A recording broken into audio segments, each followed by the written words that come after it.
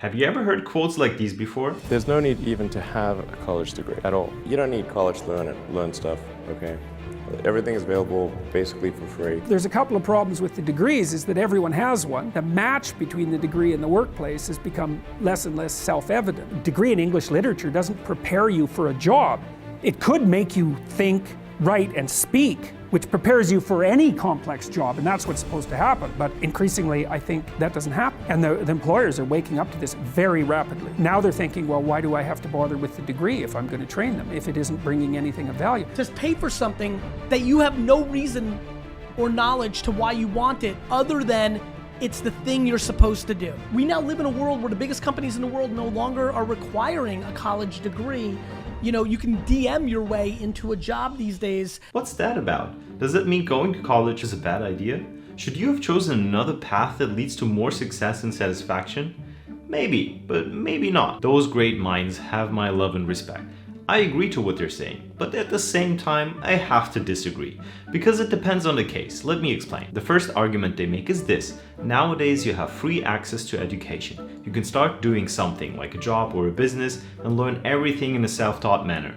You just gotta know what you want to do and be self-driven. Absolutely, you can learn coding in school already, be more skilled than a computer science student, and start your own software business. There are lots of examples like that, not just in computer science. You can become many things, a real estate mogul, a restaurant owner, a social media star, without having a college degree. But do we all have that mindset of a self-driven accomplisher when we leave school at the age of 18 more or less? Honestly, I didn't. Maybe with the right guidance I could have developed it. I had no clue how the world works. I was all over the place and didn't know what to do with myself. I enrolled in college and slowly got adjusted to certain topics until I got the hang of it. You may have read Kiyosaki's book Rich Dad, Poor Dad. What if you only have the Poor Dad? Probably you're not even going to be aware of the existence of such books, let alone execute what's in it. There's another aspect. People like Elon Musk are visionary thinkers who often think decades, if not centuries ahead in time. The future holds better education models than the ones we have today. Today you go to college for several years to get a master's degree.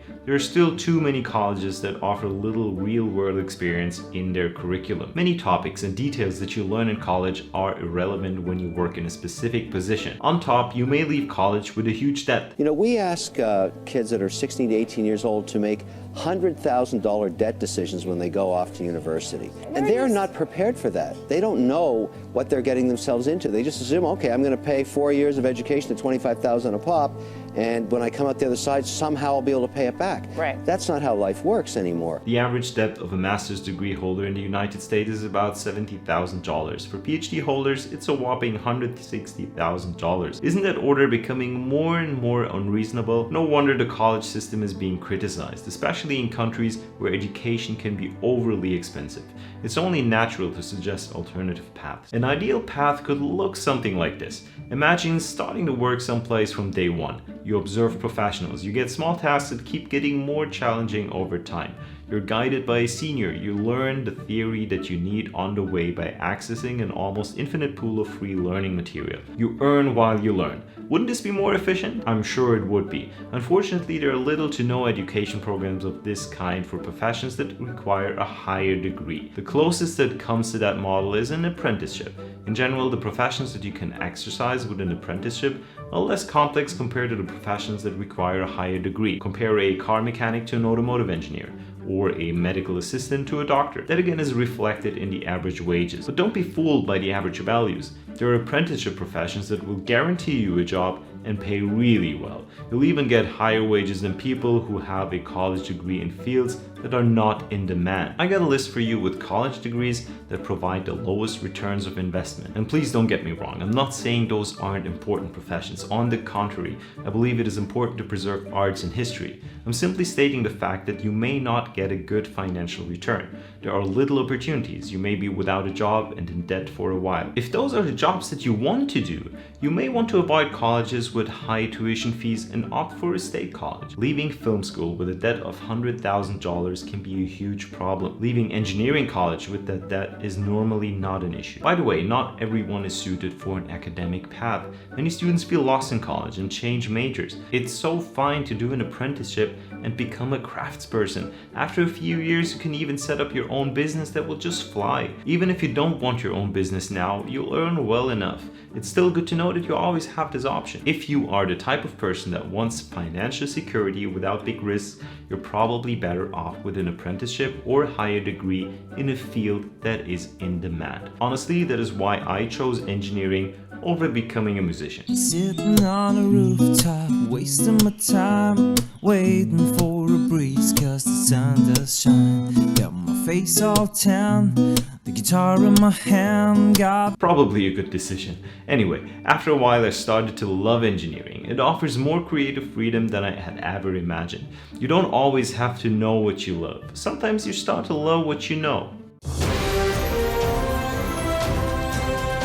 Back to our current education system. It is built in a way that you simply don't get access to some professions. If you want to exercise a certain profession, a college degree or a state exam provide the credibility that you need. Sarah can't work as a lawyer without passing the bar. It doesn't matter how good a case you would make as a self-educated lawyer without a degree. Amara can't simply work beside a doctor for a few years and then perform surgery on her own. Let's say Fernando helped his dad fix cars in a workshop for 2 years after school. He may have a better understanding of car mechanics than an engineering graduate. What happens if Fernando applies to Tesla with that reference and says he'd like to design car parts? Will they hire him or prefer a graduate with a degree in automotive engineering? Companies are becoming more open to accepting people without a degree, but it's not a widespread phenomenon yet. There are types of degree programs that try to make a better connection between theory and practice. One example, in Germany there are dual education programs in which you study and work in parallel or in intervals. This gives you hands-on experience and great job prospects. The biggest problem that I had in college was that I couldn't make a connection between all the theory and reality, simply because I had never worked as an engineer before. A program in which you start to work from day one will help you to put meaning into the theory. Dual education is a great concept I hope more colleges will implement. Most degree programs, however, are more traditional and tend to lean stronger towards the theoretical side of things. Maybe in the future there will be some better paths to education for higher level professions. So far in the video I painted a rather bad picture of college education as we have it today.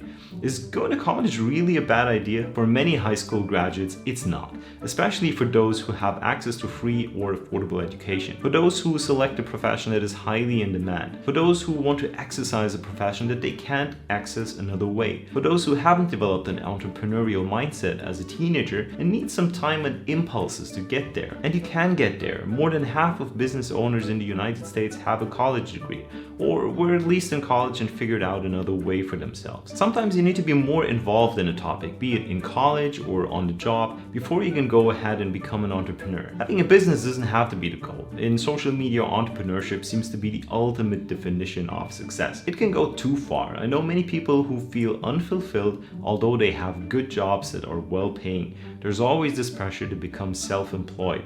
That can be good in some cases, but this pressure can also create unhappiness. The years you spend in college may not be fully efficient in all aspects, and especially not from the educational perspective.